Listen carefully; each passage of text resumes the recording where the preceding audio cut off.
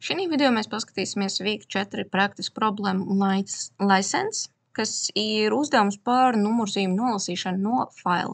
Šī gadījumā mums pat ir dota vesela programma, bet mums viņa ir jāizlabo.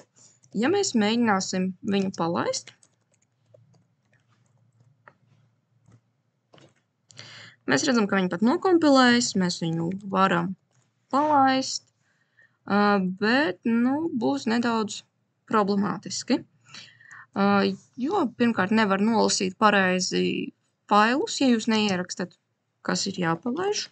Un ja jūs atceraties to ierakstīt, tad jūs redzat, ka rezultāts nesakrīt ar to, kas bija plates.txt, kas nozīmē, ka mums ir kaut kāda problēma. Plus papildus mēs varam palaist tādu maģisku komandu kā valgrind, kura norādīs, vai mums ir kādas problēmas ar atmiņu kā tādu. Piemēram, paliek pāri aizpildīta atmiņu vietā, kur nevajadzētu būt. Diezgan pagaršs paziņojums būs. Šī mirklī nekā tāda baigi traģiska nav. Redzam. Bet labojot var gadīties, ka mēs kaut ko izveidojam. Jo šonadēļ mēs mācāmies arī par to, ka eksistē tāds malloc, calloc, kas var pieregistrēt jums vietu atmiņā, un jūs tad tur varat rakstīt. Vienā gadījumā tā ir dinamiska atmiņa, otrā gadījumā tā ir statiska atmiņa. Tad mēs redzam, ka vispirms tiek paņemts nolasīts buferis, tad tiek pārkopēts un palielināts skaitītājs, kas norāda uz to, ka mums vajadzētu pārbaudīt vismaz šīs pāris vērtības, vai gadījumā, ka tad, kad nolasās, nesanāk kaut kas tur ļoti interesants. Viena no vienkāršākajām metodēm, ko mēs varam izmantot, ir vienkārši izvade, vai arī mēs varam izmantot debug. Atkarīgs no tā, kā jūs vēlaties to darīt, bet arī ar vienkāršu izvadu viss būs smuki kārtībā. Tad mēs varam izvadīt buferi un mēs varam pamēģināt izvadīt arī īstenībā šo te IDX. Mēs par to varētu izdarīt vienā izvadē. Galvenais neaizmirst enteru un uzskaitījumā ielikt, kā arī IDX mēs vēlamies izvadīt. Tad pamēģināsim izveidot programmu pa jaunam un palaist to. Un redzam, ka rezultāts ir diezgan interesants. Pašā buferī informācija izskatās, ka ir pareiza un IDX ir pareizs. Bet kāpēc tad plates IDX, kuru mēs pēc tam izvedam, ir nepareizs? Tad šeit būtu jāskatās par to, kādā veidā pats šis plates masīvs strādā. Jo problēma acīm redzot mums nav ar buferi, mums nav ar IDX, mums ir problēma ar pašu masīvu. Ja mēs pameklēsim augstāk, kur mēs izveidojam masīvu, mēs redzēsim, ka mēs izveidojam, ka tas ir norāde un tur ir 8 vietiņas. Kas ļoti smuki sajiet kopā ar to, cik mums aizņem teksts un cik vajag vietas, lai tātad tādā vietiņā ierakstītu nepieciešamo apjomu. Tad viena no lietām, ko mēs varam paskatīties, ir, ka iespējams šis te ar vienādības zīmi variants īsti mums nedara. Ja atceramies, ka priekš darbībām ar tekstu mums ir string copy. Paskamies augšā, protams, nav iekļauts. Tad include string.h un pamēģināsim šo vienu rindiņu aizstāt. Tad string copy. No sākuma mēs rakstam uz kurieni, un pēc tam mēs rakstam ko. Pamēģināsim tādu variantu. Kompilējis. Pamēģinam palaist. Segmentācijas kļūdu. Tad šī gadījumā mums ir problēma ar atmiņas apjomu, kas nozīmē, ka mums pirms mēs kopējam, ir jāpasaka, cik vietas ir jābūt plates konkrētajā elementā. Jo atceramies, mēs augšā tur izveidojām char tipa masīvu ar 8 elementiem, kas nozīmē, ka faktiski mums vieta vienkārši nepietiek. Attiecīgi plates IDX ir malloc. Varam izmantot arī calloc, ka malloc ir nedaudz mazāk jāraksta.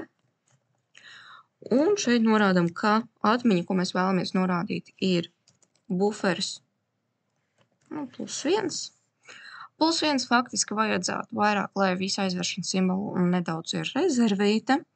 faktiski mēs varam mēģināt arī bez, ja mēs esam pārliecināti, ka pietiks ar buferu vietu.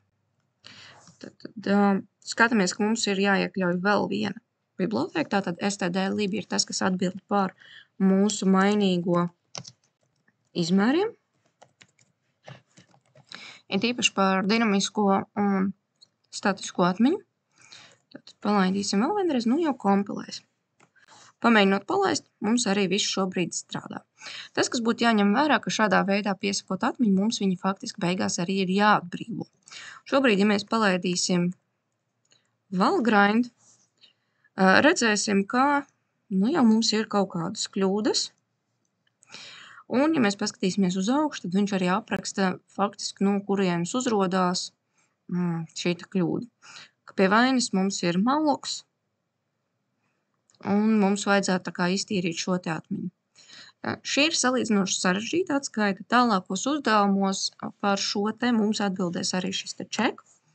Atkarīgs kā kura uzdevumam, bet ja norādās, ka nav iztīrīta atmiņa un ir atmiņas noplūdes, tātad paliek aizņemta atmiņa pēc programmas beigām, tad pie vainas ir šie te malloc un calloc, kas piesaista atmiņu.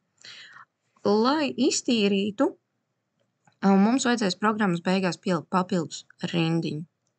Tad redzam, ka šī testā vienkārši tas netiek pārbaudīts. Lai iztīrītu, mēs vienkārši pirms pēdējās figūra iekavas ierakstīsim free un plates.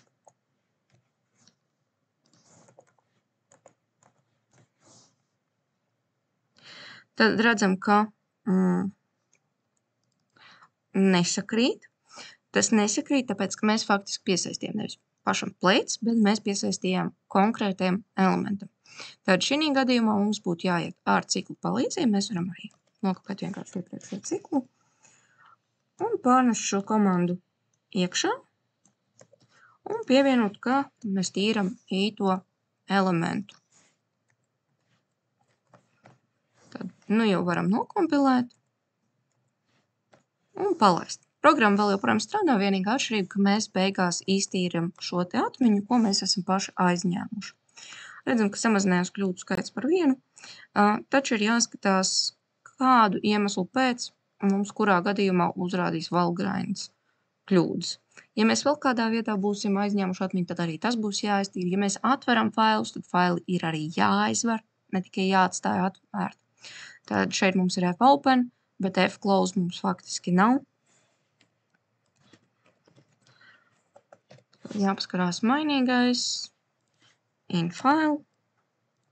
Tā būtu tātad vēl viena lieta, kas var izsaukt problēmas ar atmiņu, kas paliek pāri. Atkal pamēģināsim make, palaist, viss vēl joprojām strādā, un palaižam Valgrind. Īsti vēl situācija palikusi nemainīga. Tātad šī gadījumā mums būs jāskatās, kādas vēl ir iespējas samazināt atmiņas noplūdu. Mēs iztīrījām katru plates elementu, mēs varētu mēģināt arī plates elementu beigās izdzēst. Tāpatās mēs varētu arī buferu un tam līdzīgi beigās dzēst. Atkarīgs no situācijas, kas ir nepieciešams, bet pats minimums būtu visu, ko mēs ar malloc esam rezervējuši, iztīrīt un failus, ko mēs esam atvēruši, attiecīgi aizvērt.